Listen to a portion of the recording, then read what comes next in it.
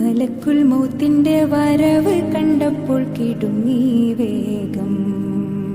പതിയെ പിടിക്കൻ റസൂലെന്ന നാദം മനസ്സിൽ പറഞ്ഞ് മലരമുത്തിനെ നോക്കിയ നേരം ഉലയാത്ത ഉമറും ഉടയുന്ന കണ്ടു.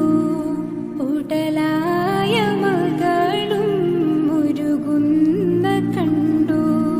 മെത്തയും കട്ടിലുമില്ലാത്തൊരു രാജാവിൻ വീടാ.